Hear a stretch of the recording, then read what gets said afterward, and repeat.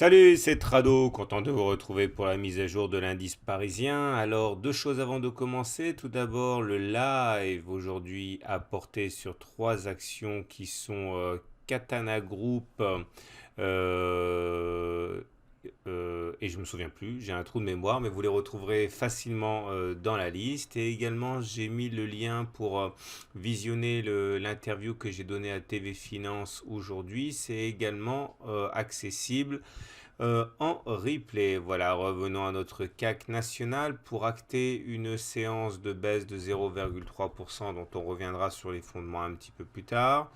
Bon, sur le graphe mensuel, il n'y a absolument rien de modifié, hein. Il semble toujours que l'on soit en route, hein, pour un ralliement des 5440, les précédents plus hauts. Et en unité de temps hebdomadaire également, hein, pas grand chose de neuf, hein. Vous imaginez bien qu'avec 0,3% de variation, on ne peut pas non plus laisser des cicatrices sur un graphe. En tout cas, on se rapproche de la Bollinger supérieure qui continue à jouer un rôle bloquant. Si on arrive, et normalement on devrait tenter de passer la Bollinger supérieure, je vous rappelle qu'on irait chercher les 5440, le précédent sommet, tout en gardant à l'esprit que mon scénario privilégié est la formation d'un trading range, et il sera toujours temps de revenir sur ce scénario si on devait franchir significativement les 5440. Tendance haussière également avec un nuage qui monte, avec également des pics qui sont montants, des creux qui sont montants. Et on enchaîne avec le graphe en données journalières et vous allez voir, hein, statu quo, hein, puisque ce qu'il s'est passé aujourd'hui, au-delà d'être l'anniversaire du crash de 1987 et de la perte de 22% en une séance du marché américain, donc au-delà de cet anniversaire un peu sinistre, hein, les points chauds d'actualité demeurent la situation de blocage en Espagne et également les incertitudes quant au successeur de Madame Yellen, dont quand même le nom de Powell sort de plus en plus du chapeau. Mais graphiquement, eh bien, c'est une séance pour rien, j'ai envie de dire, puisque nous sommes toujours, malgré une attaque intraday assez forte, hein, qui nous a permis d'aller plus ou moins toucher et faire le retour à la M20.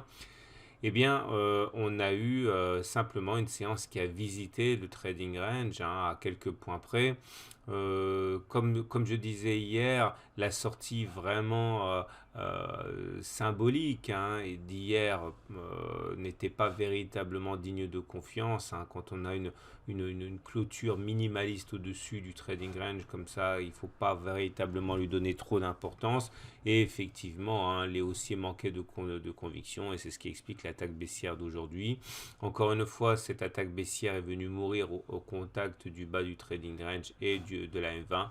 Finalement, ce n'est pas véritablement une séquence ni une séance très inquiétante, d'autant que lorsque vous avez une mèche basse comme ça et que l'on clôture plutôt dans la partie haute du nuage, eh bien c'est plutôt un signe de victoire des haussiers en intraday qu'un signe de défaite pour les baissiers, hein, les bears comme on dit, même si la séance, eh bien, nous permet d'acter un recul de 0,3%. Alors, regardez les indicateurs techniques, hein, qui commencent quand même à se dégrader sérieusement. Le MACD, certes, est toujours en dessous de son signal, mais il risque de produire son effet négatif lorsque le momentum basculera ou basculerait en territoire négatif. On n'en est plus vraiment loin, on est à 0,88. Autrement dit, on est sur la ligne de neutralité. Si le momentum bascule en dessous de 0, là par contre, on risque d'avoir un autre tempo, hein. Regardez la montée des volumes d'ailleurs qui est assez intéressante, hein. Ça peut traduire un allègement des positions, ça peut également traduire euh, une accumulation des positions pour aller chercher les 5400. On ne peut pas véritablement savoir, mais en tout cas, il se passe quelque chose et c'est un élément qui doit être pris en considération, surtout dans un contexte où les divergences baissières sont légion. Je vous rappelle l'histoire, les cours ont fait des plus hauts, mais pas le momentum, pas le RSI, pas l'OBV, auquel j'accorde beaucoup d'importance. Bon, ce sont des éléments qui, encore une fois, incitent à la prudence. On retiendra de tout ça la chose suivante. La tendance est toujours haussière en unité de temps mensuelle et hebdomadaire. Elle a tendance à se neutraliser en tendance journalière, mais on est toujours à l'extrême limite d'une tendance haussière, même en journalier, puisque vous voyez, on est au-dessus d'un nuage qui monte, la M20 monte, etc. C'est vraiment à très court terme, en fait, qu'on est en situation de trading range. Si on se réfère à la vulgate de l'analyse technique, eh bien, on est toujours en tendance haussière. Donc, c'est le moment d'aller voir ce qui se passe du côté du DAX allemand, qui lui aussi nous a fait une visite guidée de son trading range. Pas grand chose à dire de plus, tant qu'on ne sera pas sorti du trading range sur le DAX comme sur le CAC, on ne pourra absolument pas imaginer la suite à donner aux événements. On va prendre notre mal en patience, soit on fait du surf entre les deux bornes en intraday, soit on attend que l'intraday, le trading range casse.